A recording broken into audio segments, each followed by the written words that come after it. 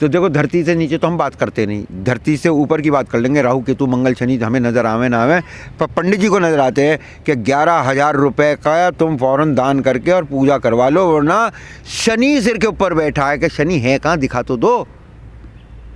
राहु केतु हैं कहाँ, क्या नुकसान कर रहे हैं? तो वो जो अदृश्य चीज़ें इन्हें दिखती हैं, जो दृश्यमान चीज़ें वो इन्हें नहीं दिखती हैं। अब भगवान परशुराम जिसके आस्था का केंद्र है वो बिल्कुल मना है, मेरी नहीं है। क्या वाकई में करती है? देख किस बार धरती से तो ये कौन है? मुझे ऐसा लगता है किसी दिन क्षत्रियों में और किसी ब्राह्मणों में, दोनों में लठ बराबर होंगे, मजबूत लोग होंगे, एक दूसरे को वो जो है चित नहीं कर पाते होंगे। तो जब आदमी लठ से देख लेता है भाई आर पार नहीं लगेगी, इस पर भी एटम बम है, इस पर भी एटम बम है, तो फिर जवानी युद्ध होता है। उस जवानी युद्ध में ठाकुरों को नीचे करने के लिए पंडित जी ने कथा बना के मंदिर में सुना दी, और परशुराम जी ने 21 बार क्षत्रिय विहीन कर दी। तो फिर ये वाली कहाँ से आई? और फिर चूंकि उन्हें अपना वंश आगे चलाना था तो उनमें से कुछ स्त्रियाँ पहुँची उन्होंने ब्राह्मणों से, और ये फिर ब्राह्मणों वाली। अब बताओ तुम कैसे बात बनाओगे उनके सामने? साले नीचे, मुँह नीचे, आगे नीचे। असली क्षत्रिय तो हमने ख़त्म कर दिया भगवान परशुराम ने, तुम साले क्षत्रिय का वो, तुम तो वो वाली हो। अब वो बेचारा मॉरली डिप्रेस हो गया। वो हाँ ठीक कह रहे पंडित जी, में कथा में लिखा है तो क्या करे। तो ये पॉइंट मारा था। पर क्षत्रिय और ब्राह्मण तो भाई भाई माने जाते हैं आपस में, ये लड़े क्यों फिर आपस में? उस वक्त नहीं माने जाते होंगे, कब से माने जाने लगे? कौन सा वक्त था वो? नहीं, कब से माने जाने लगे? लोग तो यही कहते हैं क्षत्रिय था ब्राह्मण सब एक ही हैं, ये तो भाई है। वो जो उस दिन राजा जनक की सभा में सीता मैया वाला वो शिवजी का धनुष जब टूट गया तो भगवान परशुराम आए, और किससे हुई फिर जवान जोरी? लक्ष्मण ने काबू दिया क्या कोई? फिर बनती तो तब भी नहीं थी भाई। लक्ष्मण जी क्षत्रिय थे कि नहीं थे? भगवान परशुराम तब भी ब्राह्मण थे, और उस सभा में वो युद्ध हुआ ना हुआ, खूब क्या सिर उतार दूंगा और छू के देख लिया और यक कर दूंगा। अगर 21 बार करी होती तो उसे ही निपटा लेते भगवान श्री राम। तो भगवान श्री राम फिर उन्होंने मर्यादा पुरुषोत्तम ने उठ के और हाथ जोड़ के बड़े हो सका कि आप हमें क्षमा करें और इसे क्षमा करें और ऐसे कर दें और वैसे कर दें, और फिर वो चले गए। लेकिन लोग लड़ाई तब भी थी। लोग कहते हैं कि देश में पूजा भी ठाकुर की होगी और राजा भी ठाकुर ही बनेगा, तो ब्राह्मण फिर सुपर कैसे है देश में?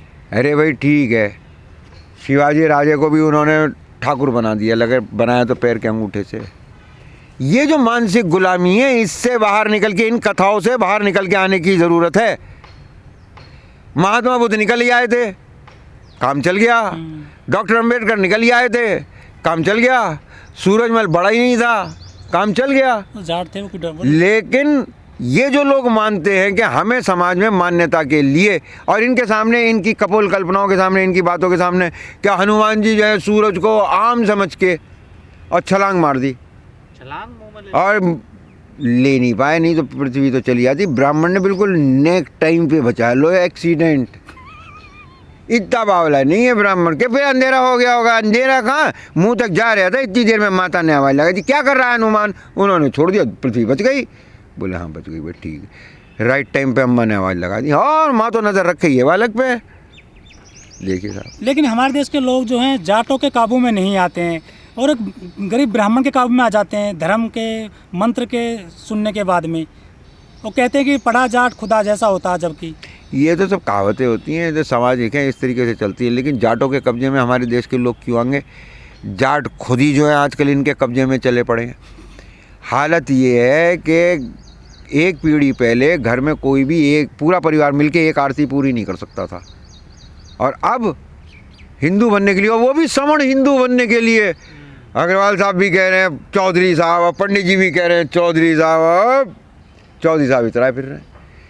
अरे भाई, शूद्र मानते थे, शूद्र थे, शूद्र वाला व्यवहार हुआ, और आज भी हो रहा है। गन्ने के पैसे लेके देखिए जरा जाके। जाट शूद्र हैं और क्षत्रिय हैं वो। आयल बरूनी 1020 में हिंदुस्तान जब आया, मैं बता दूंगा क्या हुआ है। उसने कहा कृष्ण का जन्म मथुरा के नज़दीक शूद्र जाटों में हुआ, जो कि पशुपालक होते थे, और उसकी माँ मथुरा के राजा कंस की बहन थी। जाटों में, यादवों में? अरे यार, उस टाइम पे 1020 में, आज से ये 1002 साल पहले वो महानुभाव जो आए थे, उस वक्त उन्होंने दैनिक जागरण नहीं पढ़ा था। उस वक्त उन्होंने पंडित जी के पर्चे नहीं पढ़े थे। जो उस इलाके में प्रचलित थी चीज़ वही कही थी। तो यादव नहीं है कृष्ण जी? कि इसमें वो है कि यादव और जाट का रिश्ता क्या है, एक कुल, एक बड़ा कुनबा है, उसमें एक धड़ा है। अच्छा, दोनों तो एक ही हैं? अलग कैसे समझ लोगे? थोड़ा बहुत रंग रूप का, भौगोलिक स्थिति से और थोड़ा आदतों में फ़र्क पड़ जाता है। बाकी तो तुम देखो दोनों के दोनों, एक तो ज़मीन, हाँ, दोनों खेती करते हैं, हाँ, फिर पालते हैं। दोनों वो ज़्यादा पालते हैं, उन पे ज़मीन कम, प्रोडक्शन कम, तो वो पशु से पूरा करते हैं। इन पे ज़मीन ज़्यादा और फर्टाइल लैंड, पंजाब की लैंड बहुत फर्टाइल थी, तो ये पशु कम पाल रहे थे।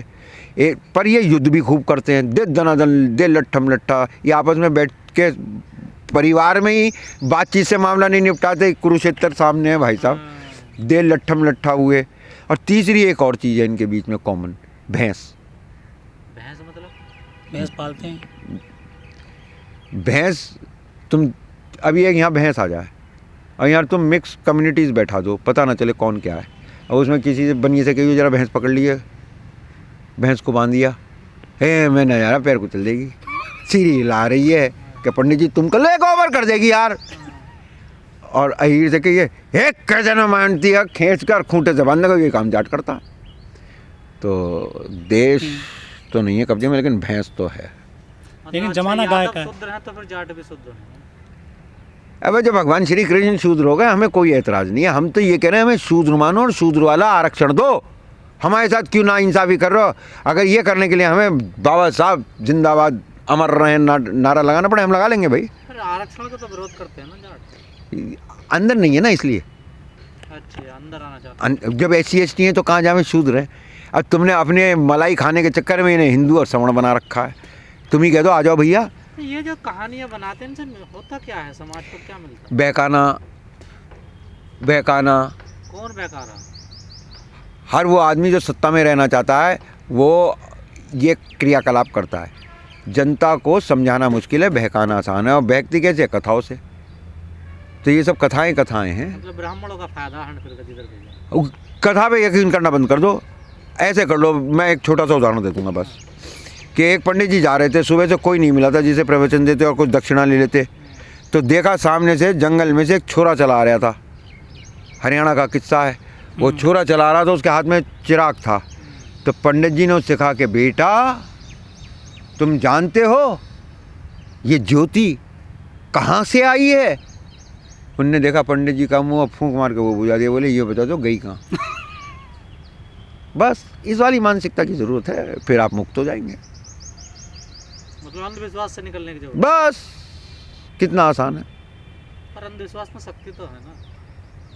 देखो, जब हम एक बंद कमरे में हैं और बिल्कुल घनघोर अंधेरा, घटाटो, उसके अंदर दिख ही नहीं रहा कुछ, और 1000 साल पुराना अंधेरा है, रोशनी नहीं है 1000 साल से वहाँ, और वहाँ पे आपने तिल्ली जला दी, रोशनी हो गई।